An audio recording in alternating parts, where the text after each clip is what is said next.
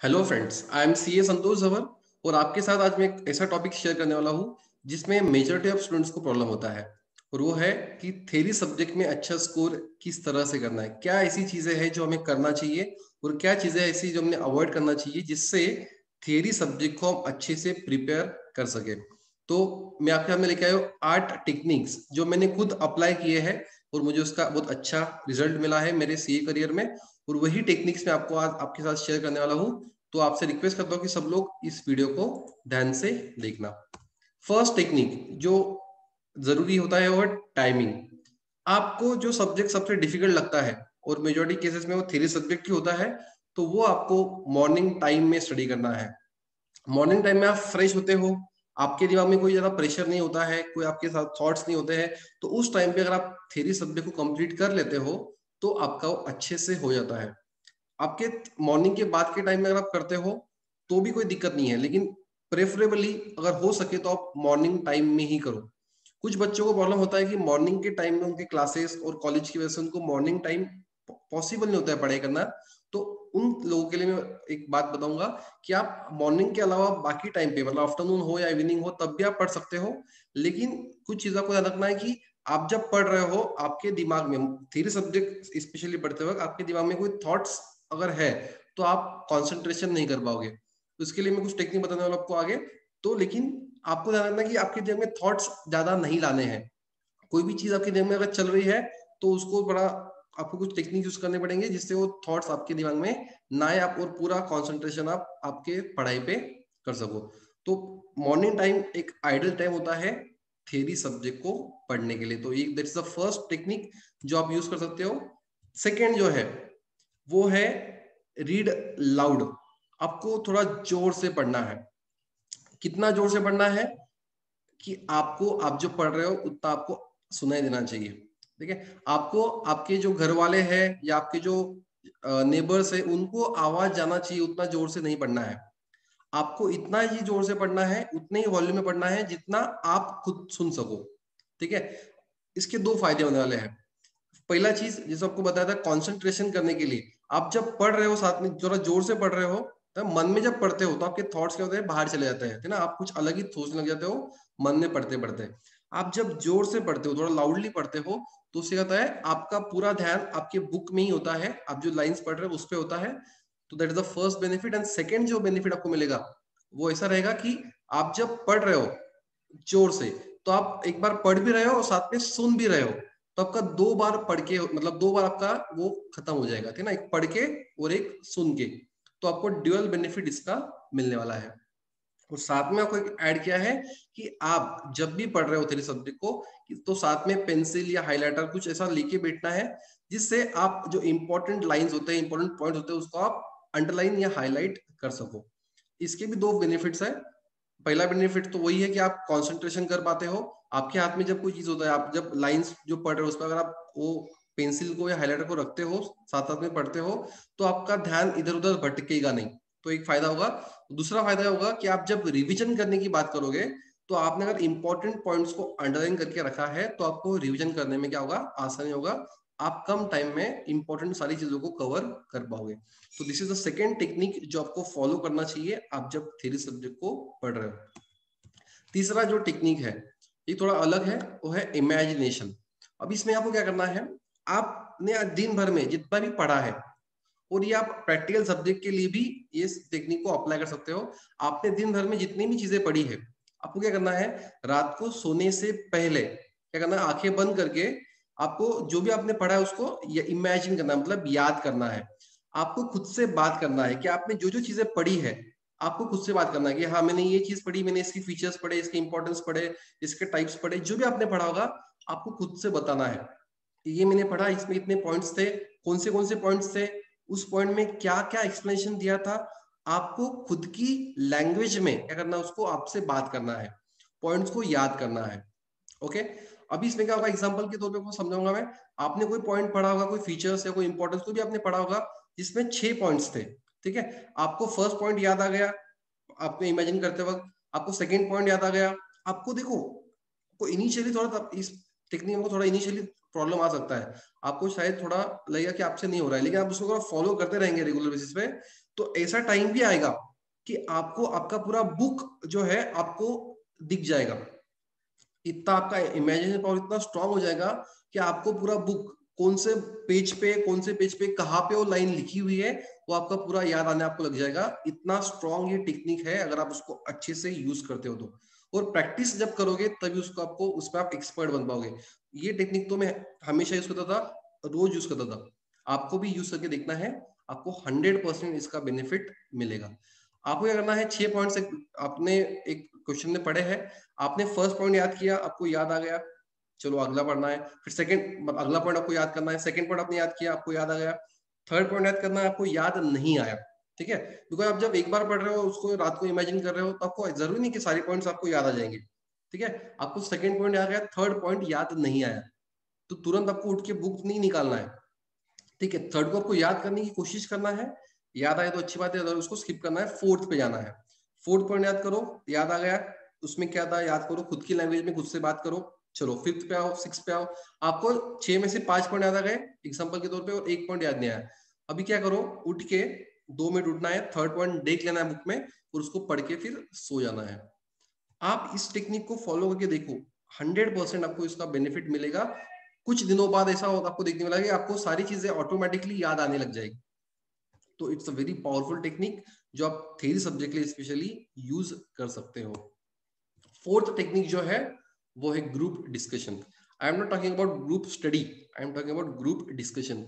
बहुत लोग इसमें बहुत कंफ्यूज कर लेते हैं।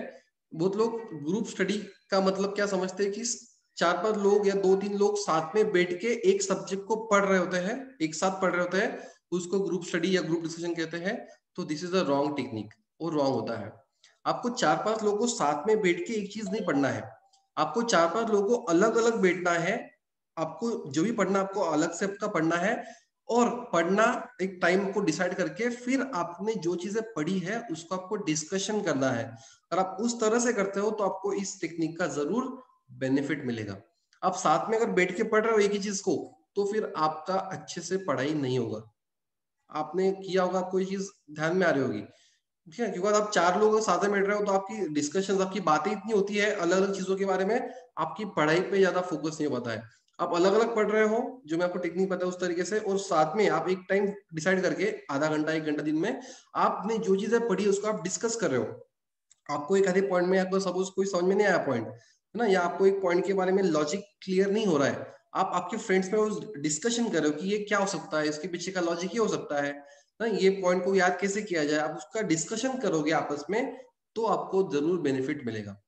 और क्या करना है इसमें चीज आपको बता दूं मैं, जो चीज आपको थोड़ा डिफिकल्ट लगता है ना, वो आपको आपके फ्रेंड्स को एक्सप्लेन करना है। आप जब कोई चीज आपके फ्रेंड्स को एक्सप्लेन करते हो, देखो कोई एक सिंपल लॉजिक होता है, आपको जब कोई चीज किसी को एक्सप्लेन करना होता है तो वो चीज आपको अच्छे से पता होनी बहुत जरूरी होती है।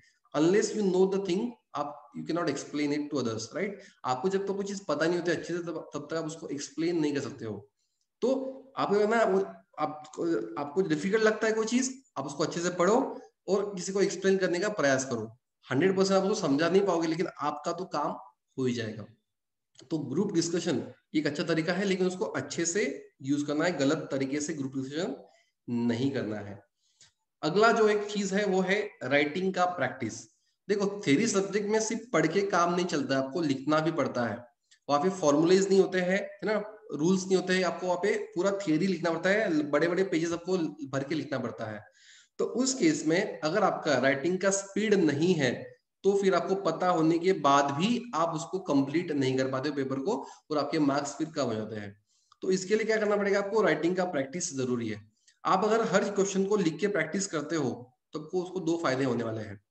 फर्स्ट थिंग जो आपको मैं होता है कि आपका राइटिंग का स्पीड बढ़ेगा, तो बहुत जरूरी चीज है। दूसरी चीज, आप जब कोई भी चीज लिख के करते हो ना, तो देखो एक पढ़ के देखो और एक चीज लिख के देखो, आपको किसमें ज्यादा बेनिफिट मिलेगा, किसमें ज्यादा चीज आपको याद रहेगी।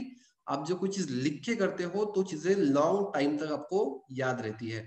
तो हमेशा लिख के अगर आप प्रैक्टिस करते हो, क्या करना आपको एक बार पढ़ लेना है, आप फिर उसके बाद जब रिवाइज करते हो, रिवीजन करना है, और फिर बुक में न देखते हुए आपकी खुद की लैंग्वेज में करना, उसको लिखने का प्रैक्टिस करना है। देखो एक चीज समझना आपको, आप जब खुद से एग्जाम की बात नहीं कर रहा हूँ मैं, एग्जाम में तो आपको लिखना पड़ेगा, एग्जाम के पहले आप घर पे लिखने की बात कर रहा हूँ मैं। आप जब कोई क्वेश्चन को याद करके घर पे लिखते हो, एग्जाम्पल 6 पॉइंट्स है और आप याद करके लिख रहे हो, आपको भी सिर्फ 4 पॉइंट याद आएंगे, एग्जाम्पल के तौर पर आपको सिर्फ 4 पॉइंट्स याद आएंगे, ओके। लेकिन 4 पॉइंट आपने लिख लिए हैं, वो तो आपको अब समझ में आ गया, आपको लिखते आ रहा है। और जो 2 पॉइंट्स आपको आपने बहुत याद करने के बाद भी आपको लिखते नहीं आए हैं, उसको आप जब बाद में देख लोगे तो आपको समझ में आएगा कि आपकी क्या जगह पे आप अटक रहे थे, क्या चीज आपको याद नहीं आ रही थी और आपने उसको अभी पढ़ लिया है। तो आप जब सेकेंड टाइम उसको लिखोगे एग्जाम में, तो आपको 100% उसको आपको याद आने वाला है।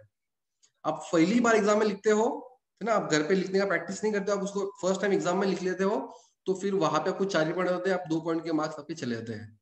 तो बोलते हैं ना मॉक ड्रिल होता है, कोई भी आप देखो, अब मिलिट्री हो, पुलिस ऑफिसर्स हो, कोई भी चीज करने से पहले लोग क्या करते हैं, मॉक ड्रिल करते हैं, कि जो चीज करना है प्रैक्टिकली उसको एक बार प्रैक्टिस करते हैं। तो कोई चीज करना है आपको, एग्जाम में पेपर लिखना है, उसका प्रैक्टिस घर पे एक बार करके देखना है, आपको क्या चीजें, आपकी कमियां क्या है, कहाँ पे आप अटक रहे हो, आपको चीजें ध्यान में आ जाएगी और वो गलतियां फिर आप एग्जाम में नहीं करोगे। तो ये बहुत इंपॉर्टेंट चीज है जो आपको करना है। अगला जो पॉइंट है वो है मेमोरी टेक्निक्स। देखो मैंने जानबूझ के आपको एनिमेशन दिया है, बिकॉज इसमें आप इसी तरह से क्या करते हो, क्वेश्चंस के आंसर्स को याद करते हो। आप क्या करते हो, आपके जो क्वेश्चन होते हैं उसमें जो इंपॉर्टेंट पॉइंट्स होते हैं ना, जो जो पॉइंट्स है उनके आप क्या करते हो, अल्फाबेट्स लेके एक कोई ऐसा यूनिक वर्ड बनाते हो या कोई यूनिक सेंटेंस बनाते हो, जिससे आप कर सको वो वर्ड्स के बेसिस पे आप याद कर सको कि कौन से पॉइंट्स हैं, ठीक है। लेकिन इसमें बहुत लोग गलतियां करते हैं, हर क्वेश्चन का मेमोरी टेक्निक बनाते हैं या हर क्वेश्चन के लिए मेमोरी टेक्निक यूज करते हैं। तो this is a very wrong thing. मैंने आपको बताया चीज कि आपको हर क्वेश्चन के लिए मेमोरी टेक्निक यूज नहीं करना है। यूज करना है कहाँ पे, जहां पे पॉइंट्स थोड़े ज्यादा होंगे, आप खुद भी लिमिट सेट कर लो। तो मेरा रिकमेंडेशन ये होता है कि आप अगर 6 से ज्यादा पॉइंट्स है, तो उस केस में आप क्या करो, मेमोरी टेक्निक्स को यूज करो। बिकॉज अप टू 6 पॉइंट्स आप आपके मेमोरी, आपके दिमाग में आप याद कर सकते हो, आपको उसके लिए कोई टेक्निक की जरूरत नहीं है। 6 पॉइंट्स आप 2 बार 4 बार पढ़ लेते हो तो आपको याद हो जाते हैं। लेकिन 6 से ज्यादा अगर पॉइंट्स है, तो उस केस में फिर आप मेमोरी टेक्निक्स जो है वो यूज कर सकते हो। मेमोरी टेक्निक ऐसी बनाना है जो कुछ यूनिक रहेगी, कुछ अच्छी रहेगी, आपको याद रहेगी, है ना। ज्यादा टेक्निक्स अगर कर लिया आपने, हर एक क्वेश्चन के लिए मेमोरी टेक्निक यूज कर लिया, तो दो आपको नुकसान हो सकते हैं यहाँ पे। एक तो कौन से वर्ड का क्या पॉइंट था आपको समझ याद नहीं आएगा, कंफ्यूजन बढ़ेगा, एम से मेमोरी था या एम से हाँ मोनेटाइजेशन था या एम से क्या था, आपको समझ में नहीं आएगा, है ना, कंफ्यूजन हो जाएगा। आपको वो पढ़ने में, बार बार पढ़ने में आपको ज्यादा टाइम चला जाएगा। और सेकंड थिंग, कौन से क्वेश्चन का कौन सा मेमोरी टेक्निक है वो याद करना भी आपके लिए एक चैलेंज बन जाएगा। इसीलिए मैं आपको रिकमेंड करूंगा मेमोरी टेक्निक यूज करो, लेकिन एक लिमिट तक करना है, ज्यादा एक्सेसिव कोई भी चीज अच्छी नहीं होती है। अगली बात करेंगे, अगला जो पॉइंट है वो है गुड इंग्लिश एंड वोकैबुलरी। मैं आपको बता रहा हूँ कि अगर आप इंग्लिश सब्जेक्ट में, आपका जो थ्योरी सब्जेक्ट जो अगर इंग्लिश में है, तो इंग्लिश के लिए बोल रहा हूँ मैं। अगर आपका मराठी या हिंदी या और कोई लैंग्वेज में रहेगा, तो आप आपको वो लैंग्वेज की बात में यहाँ पे कर रहा हूँ। आपको जिस सब्जेक्ट में, है ना, जिस लैंग्वेज में बोलूंगा मैं, वो सब्जेक्ट पढ़ना है आपको। अगर उस लैंग्वेज में आप अच्छे नहीं हो, आपका उस लैंग्वेज का वोकैबुलरी अच्छा नहीं है, तो आप किस तरह से उस मतलब उस सब्जेक्ट को पढ़ पाओगे, समझ पाओगे और लिख पाओगे, है ना। आपको लिखने के लिए उस लैंग्वेज के वर्ड्स होना बहुत जरूरी है, वोकैबुलरी होना बहुत जरूरी होता है। आपको लैंग्वेज अच्छी समझनी चाहिए, आपको उस लैंग्वेज में फ्लुएंटली लिखते आना चाहिए, तभी आप उस सब्जेक्ट को समझ भी पाओगे और फिर लिख भी पाओगे। इंग्लिश में प्रॉब्लम क्या होता है, कॉमर्स सब्जेक्ट में बात करेंगे, इकोनॉमिक्स है, ओसी है, एसपी है, उसमें होता क्या है, आपको सब्जेक्ट में तो टीचर्स ने समझा, आपको आपको पता तो है, लेकिन आपको इंग्लिश के वर्ड्स ही पता नहीं होते हैं, तो आप फिर कैसे लिख पाओगे। अगर आपका इंग्लिश में है सब्जेक्ट, तो आप किस तरह से लिखोगे।